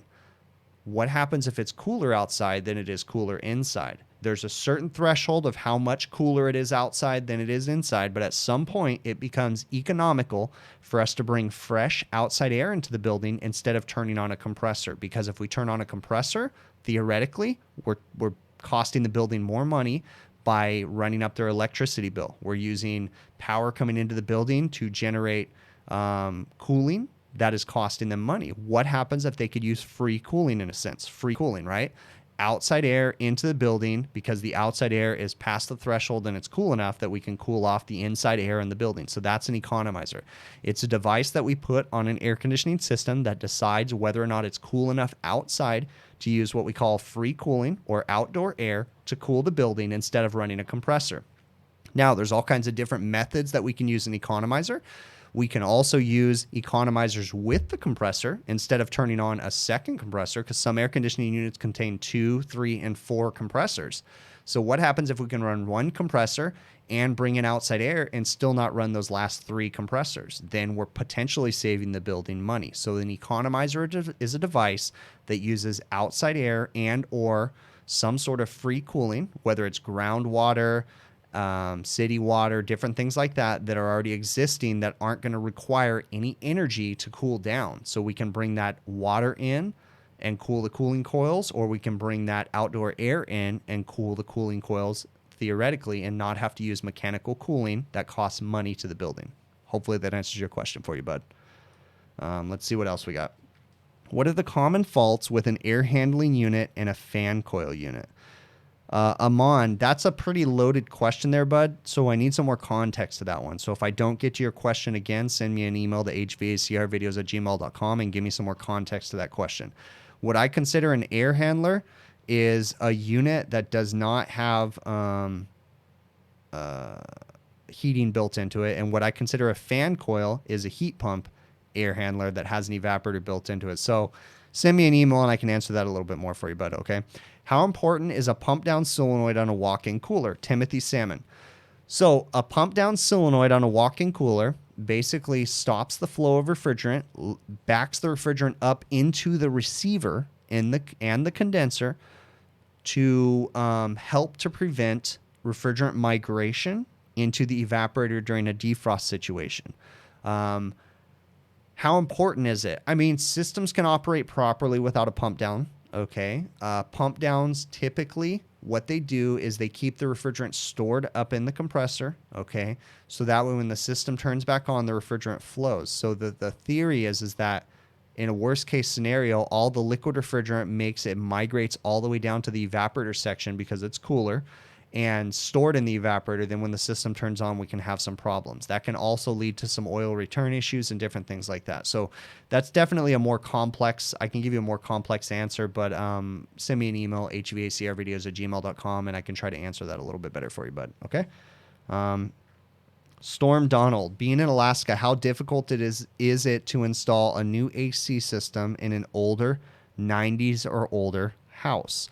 Well, Storm, it really depends, okay? So if you have a house that has no air conditioning at all and it only has heating, the heating ducts might not be sized properly to move the proper amount of air through the system for a DX or direct expansion system to work properly, okay? Typically, this is a rule of thumb. We need 400 CFMs of air moving through an evaporator coil for every 1 ton of cooling that the evaporator coil has. On heating systems, that number might be a lot lower. Okay, so how difficult is it to install cooling on a system that only, or on a building that only has heating? It really depends on the size of your ductwork and how hard it is to access that ductwork. Okay. If everything is installed in an easily accessible place, then you can just simply add a cooling coil, upgrade the size of the ductwork and call it a day. You also will likely need to upgrade your electrical service because you're now going to have a 4 or a 5 ton load on the building that's going to run, you're going to have a 60 amp service coming to that condensing unit, different things like that. So there's a lot of factors that go into adding air conditioning to an existing system that might have heating. Okay. Hopefully I answered that. Any other questions, send me an email. Is propane the best refrigerant? That is a very loaded question, bud. It really depends on what you're looking at. If you're a hippie and you're looking for all the eco-friendly, non-ozone depleting, all that mumbo jumbo, no judgment, then sure, propane might be the best refrigerant, okay? But I'm sure that in 2 years or 3 years, they're going to find a reason to say that propane is the worst thing in the world, just like R22 and R410A and R12 and ammonia and all the different refrigerants that they've phased out. I'm sure they'll figure out a way to say that propane is horrible too, okay? You got to frack the ground to get propane. Who knows what they're going to say, okay? So that's for all the hippie people. So what else we got going on here? Yep. All right. So let's see what else. Heat pumps are rookie work to Joe. He's above 7. Okay. So yeah, that's just a question. All right. So, let me see what else I got on my list of things to talk about. Someone had asked me why I don't, so it was actually Master Dude 206, Evan 6684. Dude, thank you very much for that super chat. That is really awesome. Again, thank you to you guys that have given me a super chat. Really appreciate it. Do not expect it from anybody, but it's a bonus for me. So thank you very much. It really makes these live streams that much better for me. Okay. I love sharing the knowledge, the little bit of knowledge that I have, but those things definitely help me out. So Mr. Dude 206 asked me why I do not use an impact gun for my daily carry. And that's a really easy answer because most people, including myself, tend to hold the trigger way the hell too long on an impact, and they strip out every damn screw on that package unit when they try to use an impact to tighten the 5/16 screws on. I prefer to use a screw gun or a drill that has a clutch on it that I can set to the like number 4 or number 3 setting, put a screw in the unit, and it stops and regulates. Okay. I do know that Milwaukee has some fancy clutch that's built into their new whatever mumbo jumbo impact. I don't have that one. I do have an impact in my truck. I use it when I need an impact, when I'm driving lag screws into hardwood, when I'm trying to tighten on giant bolts and different things like that. But for a screw gun, I do not use an impact because I do not trust myself with the trigger, and I don't want to strip everything out and drive every other service technician crazy when they try to tighten screws the next time they come around. Let's see. Can you convert an R22 capillary tube air conditioning system to 422D with mineral oil in it? Now, the connected LTD. I would highly suggest you reach out to my buddy Ralph. Storm Donald, thank you very much, man. Really appreciate that super chat. So my buddy Ralph would definitely be able to help you out with those refrigerant conversions, okay? I'm going to tell you my 2 cents on it. If you're going to use any refrigerant conversion, okay, any alternative refrigerant to R22, if you read the technical documents, do not listen to what the supply houses tell you. I'm sorry, the supply houses feed you a lot of BS. Read the technical documents on the refrigerants. 99.9% of the refrigerants work best with polyester oil. Now, the manufacturers will tell you that MO99 works good with mineral oil. R422D works good with mineral oil. 427A works good. Baloney. Bullshit, okay? Polyester oil is the only refrigerant that they can guarantee that it's going to work properly with. If you read the manufacturer's instructions, most of the time, again, reach out to my buddy Ralph. He can give you better technical information. He can probably change some things that I'm saying, but I'm giving my 2 cents. They all require polyester oil to work properly. They typically have disclaimers that say if you have high pressure drops, if you have long line set runs, if you have blah, blah, blah, blah, blah, it's best to use polyester oil.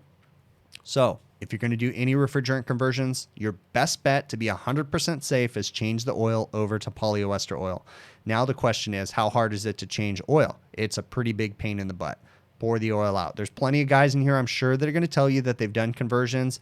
Sometimes it'll work without changing the oil. But if you have any of those weird, crazy situations where you have pressure drops, oil return problems, then you're going to have issues. If you're working on a train package unit that has a, what do they call their compressors? Their big scroll compressor. For the life of me, I can't think of the name right now. I'll think of it in a minute, but Trane does not warranty any systems that basically have alternative refrigerants that have their, gosh darn it, I can't think of the right name. Someone give me in the chat, what's the name of scrolls in the big Trane units? I cannot think of the name right now. But they pretty much all require polyester oil for the alternative refrigerants to work in the big Trane units. For the life of me, it's the MIRA style compressors. I cannot think of the name, but someone will post it in here in just a second. So,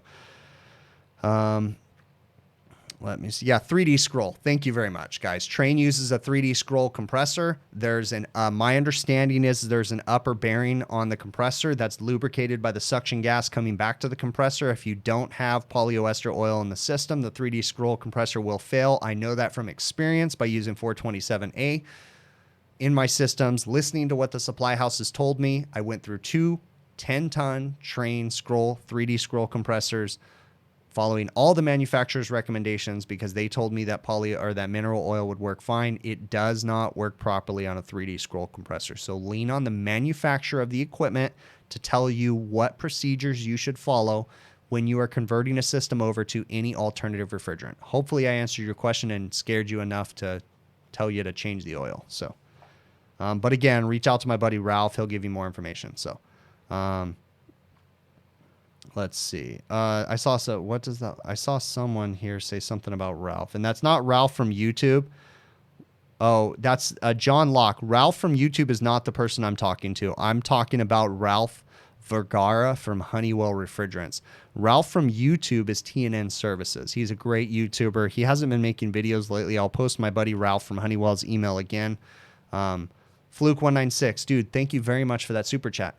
Your question is, do I prefer acetylene or oxyacetylene for brazing? What size tip do you use on stuff under 1 inches? So, Fluke196, I use oxyacetylene for 100% of my brazing, and I use a number 2 tip. I'm probably a little heavy on my tip, but I always braze with the number 2 tip.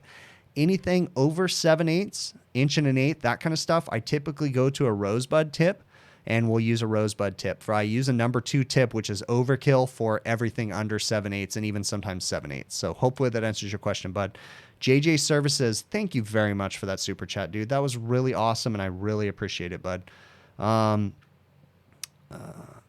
TJK HVACR. Use only R22 if it has mineral. That's my mantra. That's what I follow. I stick with R22 refrigerant.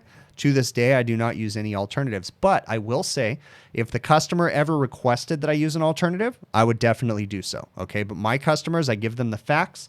They choose to go ahead and stick with the refrigerants that come with the system, and I don't have to worry about that. So hang on just a second. I'm going to try to make a mess right now. Hold on.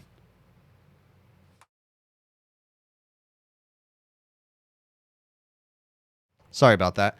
Earlier, I went to go open this apple juice that I have, and the damn top wouldn't open. So, and I'm getting a little antsy here, and I'm thirsty, so I needed to open the top. So I had to use some dikes here to pop the top on the thing. So hopefully I'm not making too much noise and banging things around, but I really appreciate your guys' questions. So, Joe's a little heavy on his tip too. Is that a personal problem you have, Curious HVAC guy? Someone heavy on their tip for you, bud? All right, let's see what else we got going on in here. This guy, thanks for coming in, bud. All right, let's see what else we got. Survival, you dropped 422 with it.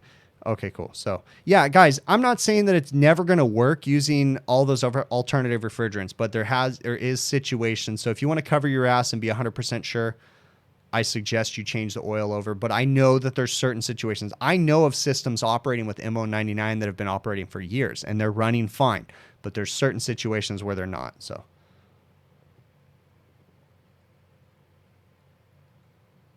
JJ Services, appreciate it, bud. I'm just trying to share the little bit of knowledge I have. So, have I tried LPG and oxygen and upsize the tip by 2? No, BJ.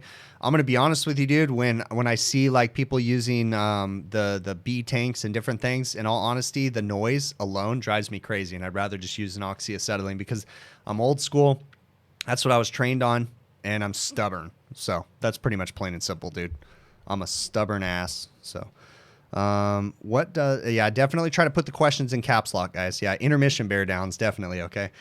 Carter Carls, what does that Looktronic equipment do on the wood behind me? Oh, electronic. Okay, so that is a duct detector, okay? A smoke detector like you have in your house, but it's for an air conditioning system. So we have, I need to get some sampling tubes for that thing, but we have sampling tubes that run through those two units that look identical. Those are the heads right here.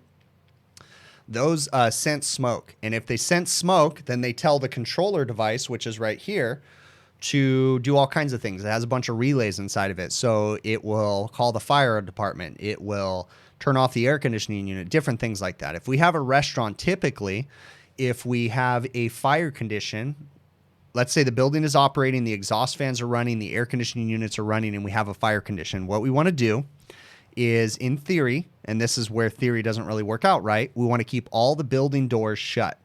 We want to turn off any units that bring outside air into the building, because what does fire need? It needs a spark, and it needs oxygen, and it needs fuel, right?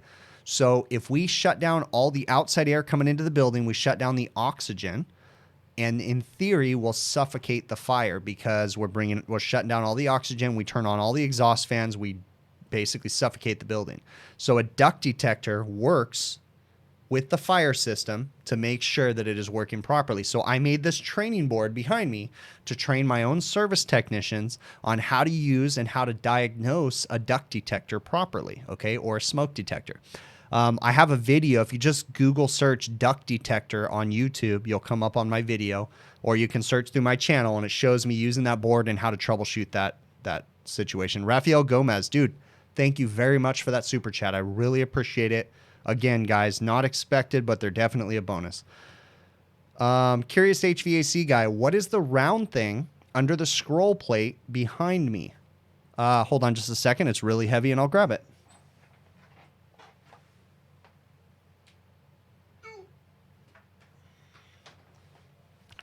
This is the motor and the stator to a scroll compressor. It is heavy as hell.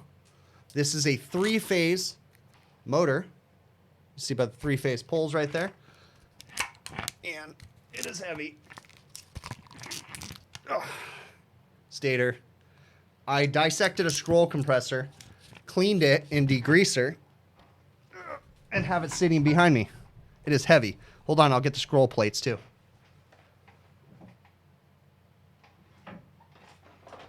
This is what's inside a 3 horsepower scroll compressor. So basically the 2 scroll plates, they fit inside. The bottom one moves, the top one is stationary, and that's how we compress the gas and move the refrigerant through the system. So I posted on my socials on Facebook, I think, and Instagram, some pictures of this guy.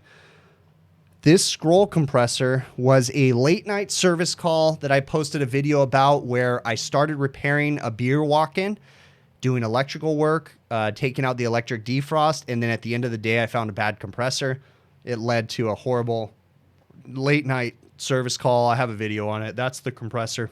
I have a crap ton of compressors on my parking spot on the side of my house that I need to cut up too. I have some operating compressors, 115 volt that I plan on cutting open and still operating. So I'd like to come up with some video material out of that. So, Chad, tomorrow is your inspection in Ventura for a smoke detector in a gas station. Right on, bud. Hopefully you got everything figured out. Feel free to send me a message if you need any more help. I'll definitely try to help you out, bud. So, Chad, HVAC, IE HVACR. Chad's a local tech that lives right around the corner from me.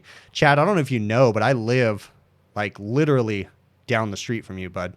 You're in the Inland Empire. I'm not going to name where you live, but I'm in Harupa Valley, so I'm really close to you. So, let's see what else. What else we got in here? I see. Yeah, no, I am not intoxicated. Someone asked me a question that was deleted. No. No, I am not. So, right on, Isaiah. I'm glad for you, bud. You got a job offering. Good for you, bud. So, all right, let's see what else I got on my list right here. Another good question I had was Chris had asked me in a email, I believe, where I get temperature measurements on a package unit. And the reason why he asked me was I use my air probes, my field piece job link probes to measure airflow on package units quite often. And if you guys know how package units work, it's very difficult to get a proper airflow measurement because typically they want you to measure airflow a couple feet before the evaporator coil. But unfortunately on a package unit, oftentimes you're measuring a couple inches before the evaporator coil. So when you're working on a package air conditioning unit, oftentimes you really have no other choice than to measure airflow wherever you can get it. Okay, it's not always practical that we can climb in the attic and get measurements inside ductwork. In California, 99.9% of our ductwork is flex duct, and you can't just drill into the side of flex duct, okay? So that's that's kind of difficult. So our best bet is to just go ahead and do what we, work with what we have and get measurements. Usually we drill holes in the side of the package unit and get airflow measurements there. You have to understand that oftentimes when you're measuring airflow or air measurements on a package unit, you're pretty close to the evaporator coil. So you have to kind of interpolate the numbers and assume that you're going to have colder airflow and different things like that and adjust accordingly. So hopefully that answers your question for you, bud. Glenn S., you asked about a company that builds a heat recovery unit for Puron systems. That's interesting, Glenn. I don't know about that one, bud. Definitely send me an email, hvacrvideos@gmail.com, and I'll try to give me some more context on that one. I'll try to answer it, okay? Let's see what else. Are the tool links attached to my normal saved videos? Brett from Brisbane. So first off, let me clarify. I do have affiliate links on my videos or tool links, okay? They are Amazon affiliate links. I would highly suggest that you guys can use those links to see what tools I use. But then I would highly suggest that you guys use your local supply houses as tool purchasing places, okay, and not use Amazon. Because your supply houses, first off, you're supporting your supply houses and keeping them in business. You don't want to put them out of business by using Amazon. But if you can't get the tools that you need, I definitely have those affiliate links. I do get a very, very, very minute commission from Amazon for doing affiliate links. But yes, I do have affiliate links usually in the bottom of each one of my videos that I have basically whatever tools I've used. I try to throw in a link inside there. One of the cool things that I'd like to say is if you guys want to support me at all, if you guys use Amazon for purchases, say for home stuff, right? I don't suggest you guys buy tools from Amazon. I don't buy tools from Amazon, okay? I try to support my supply houses or TrueTech Tools as much as possible. If you use TrueTech Tools, my buddy Zach has an offer code called Shop Talk. So if you go to TrueTech Tools, they have an offer code or a discount code, type in Shop Talk. My buddy Zach gets credit somehow, something like that. And TrueTech Tools is a great source for HVACR tools, okay? Much better than Amazon. But simply just clicking on my link, my affiliate link for any of my Amazon tools, and the way that it works actually, and again, I think the most I've ever made from Amazon in a month is like $70. Okay, so that's from all the people clicking on my links. But anyways, just to be upfront with you guys, if you click on my affiliate link with an Amazon, for whatever reason, for the next 3 days, any purchases you guys do with Amazon, I get like a 0.5% credit or something like that for the purchases. So it's kind of funny because I can see what people purchase and I get credit for. And it's like, oh yeah, they must have clicked on my link and then bought something personal for themselves because toilet paper or whatever. Okay. So if you guys want to support me in the smallest way, just simply click on my Amazon affiliate link and don't even purchase it. Once you click on it, for the next 3 days, I get credit for whatever you guys purchase on your personal time from Amazon too. So that's one way to support me. I do get questions about it too. Again, I'm not asking for it, but if anybody's interested in supporting, there's a Patreon page and then, you know, all that good stuff. But anyways, we're not going to talk about that anymore. But all right, let's see what else. There you go, Wilson 7800. You're doing an install for Amazon. So I imagine that if you're doing an install for Amazon, I'm just kind of curious how much they nickel and dime you and, you know, don't let you charge very much money for that stuff. Yeah, it is mainly the tool types and models pretty much. And then you guys can buy whatever. So let's see what else. How do I approach working with my new guys? Well, it really depends, okay? So I have some good technicians that work for me. Nobody is myself. And again, I'm not judging anybody for not doing what I do, but I operate in a weird way. I have a weird sense of OCD and whatever. But how do I approach new people working with me? Well, first off, I like to be upfront with them and just tell them that I'm a by-the-book kind of person. I like to do things as much as possible the proper way whenever possible, and I like to be 100% honest with the customer, and I like to make sure that people know that up front. Once they know that up front, and you know, new technicians, they usually shadow me for a couple weeks. Even if they're an experienced technician, they usually shadow me for a couple weeks, and they get to see my style, the way that I work. They get to see what I expect, and they get to see what I expect from them is the amount of effort that I put into every one of my jobs. So they see how hard I work. That's what I expect them to do too. Okay. So that's one way that I approach working with new techs is I just like to show them my style. If it's an apprentice, for the most part, the apprentice is going to ride with me for 6 to 8 months before they get thrown out into the field. If they don't make it in 6 to 8 months, then we're going to let them go. But I mean, we try to be upfront and honest with them. Okay. So, you know, I don't like to throw anybody to the wolves. I like to teach them and lead by example and show them what I'm doing and work with me and see how I want to do things and see my work ethic in hopes that they'll do the same thing as me. So hopefully that answers your question, bud. Let's see what else. Any good refrigeration books? JJ Services, J. Juarez. So my favorite refrigeration book is Refrigeration for Air Conditioning Technicians by Mr. Dick Wers.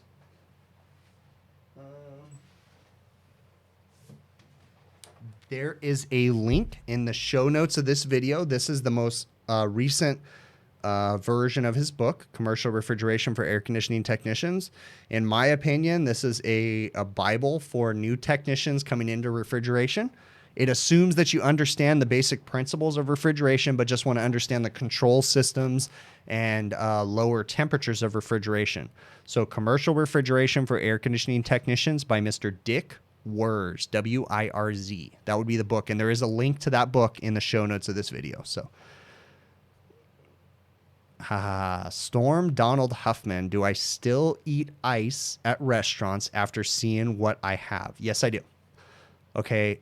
No matter how many ice machines I've cleaned, I still see the nasty stuff in ice machines. Now, certainly there's some restaurants that I won't eat at or drink ice from. Okay, if I go into the very most popular sandwich shop, I will not get ice from the very most popular sandwich shop. I've never worked in that popular sandwich shop, But the fact that they make the bread, they have the yeast, and you can just Google the name of that sandwich shop, ice machine, and see nasty ass pictures.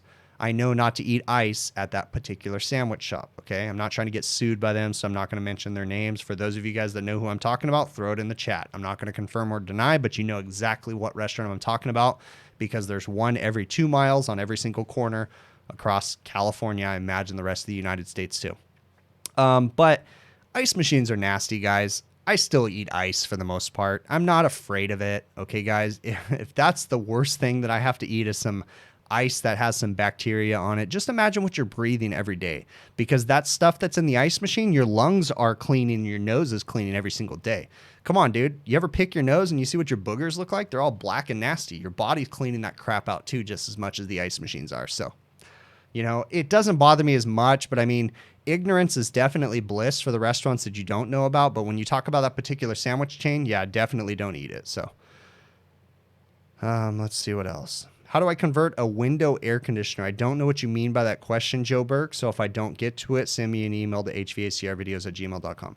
Scott Snoder, question on Zoom lock. So it's actually on me. Sporlin has contacted me. Sporlin is a sponsor of my YouTube videos, but they have contacted me, asked me if I wanted to check out and try the Zoom lock tool. I have not found a use for it yet, but I will be trying it soon. My local Sporlin rep has actually reached out to me and left me a voicemail. I just need to contact him back.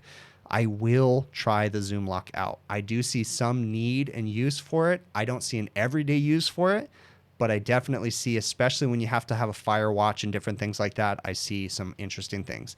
The biggest thing I will say about Zoom lock, never using it, I totally understand and have read all the reviews. You have to follow their installation practices down to a T. You cannot cut corners with their installation practices. So,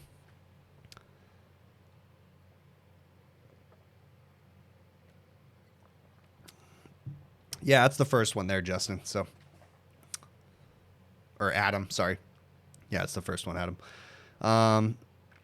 How do you convert your window air conditioner from R22 to 407C? Joe Burks. Honestly, bud, I'm going to tell you right now, it's going to be, even as a contractor, it's going to be cheaper for you to buy a new window air conditioner than to try to convert it to a new refrigerant. Okay.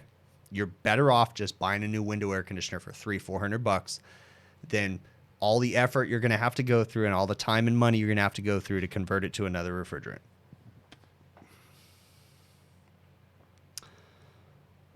Let's see what else. Hello from St. Lucia. Really appreciate it, bud. Yeah, don't stick your fingers in the jaw. Unfortunately, Adam, I think of myself as a teenager, and I'd be stupid and probably end up in the hospital in multiple ways from sticking my fingers in different things in the jaws of a Zoom lock. So I'd probably get myself into trouble. All right, let's see what else. What do I have on my list here? I think I've pretty much gone through my list. I covered that. Have I worked on any inverter systems with rotary compressors yet? Curious, the connected LTD.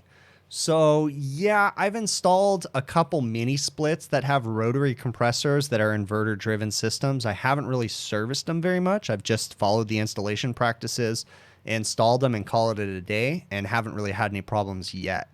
So I have no service experience on inverter driven rotary compressors at this point. So,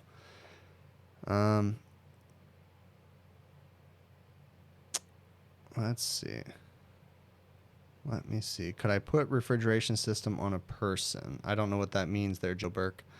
What is the normal AC compressor frequency for the USA? So in the United States, our normal frequency for alternating current electricity is 60 hertz. So all of our systems operate at 60 hertz. I know in European countries, you guys typically operate at 50 hertz, but we're at 60 hertz. Now, I'm not an electrical engineer. I know that's those funny looking dip-de-doo sine waves on a whatever, technical crazy stuff. I don't understand much more than we operate at 60 hertz. So, let's see. All right, gentlemen.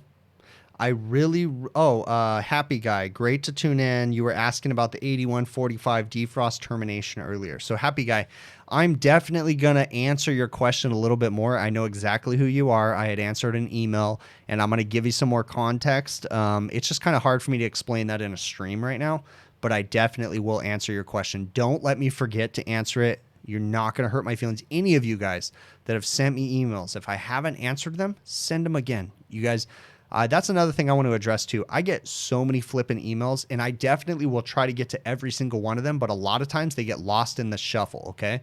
So don't hesitate to resend an email. I will tell you if you guys are bugging me, okay? If I don't answer your email in a reasonable amount of time, send me another one, okay? You're not hurting my feelings. And again, I will tell you if you're bugging me, you're not. Send me the email again. So I will definitely answer your email and I'll explain that defrost termination switch to you, bud. No, electricians do not fit air conditioning units in the United States. Electricians stick to running wire, running new services to air conditioning units, and that's about it, okay? We do the installation. We will install the disconnect switch. We will take the electrical service that they've brought to the roof, connect it to our unit, and do the control wiring and everything. But electricians do not install air conditioning units in the United States.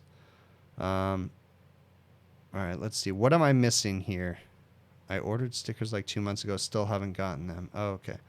I don't know if I'm missing something, Justin Beaver. I don't know who you're talking about, but let me know if I'm missing something. Are rotary compressors better than reciprocating compressors? Again, Joe Burke, it really depends on, the situation they're being used in. I've heard a lot of bad things about rotary compressors. They can't handle liquid refrigerant as much, but again, I have no real field experience with them. So, all right, gentlemen, I really appreciate this. I am going to wrap this up. I've got to go eat dinner with my family. I'm going to go ahead and cue the outro music. One thing that I do want to say is Sporlin has got a contest going on right now, guys. If you guys don't already know about it, you can pretty much win these little these cool little beer steins that they have, right? All you got to do is post a picture of almost any Sporlin product and tag them on Facebook or Instagram with the hashtag Sporlin85. I'm going to pop up a picture right now, right, guys? And my contact at Sporlin has pretty much told me that there's not enough people entering this contest right now. And at this rate right now, almost everybody that tags them is winning one of these beer steins. But the whole concept is that they're going to give so many of these away a week. I have a couple of them. They're cool, nice little beer mugs, or apple juice mugs, right? So you got to have the apple juice in your mug. Definitely enter that contest, guys. Take a picture of a new Sporlin valve. Just tag Sporlin on Facebook. Hashtag Sporlin85. Easy as that, man. So I'm going to pop up the picture right now. I really appreciate the support and the super chats and all that good stuff, you guys. You guys are awesome. I'm going to transition this over right now and cue up the outro music.